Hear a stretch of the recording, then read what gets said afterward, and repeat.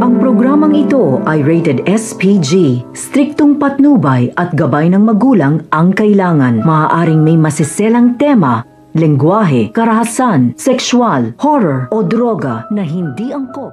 Masaya nga at tagumpay nga nagawa nga nito ni Annalyn ang isang Christmas party para sa mga tinutulungan nga nito ni Lolo Pepe ng mga bata.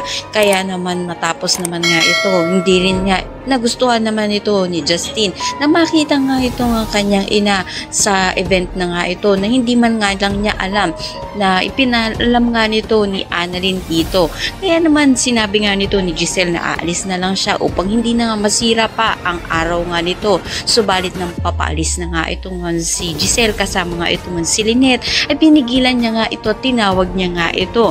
Malaking posibilidad nga kaya na ito na nga kaya ang umpisa nito ni Justin upang sa gayon nga bigyan ng pagkakataon itong si Giselle na mapatawad nga niya at muli nga sila magkasama na. Sa muli nga kayang pagkikita nga nito ni Justin at si Giselle ang magkasundo na nga kaya sila at mapatawad na nga ng tuluyan nga nito ni Justin itong kanyang ina.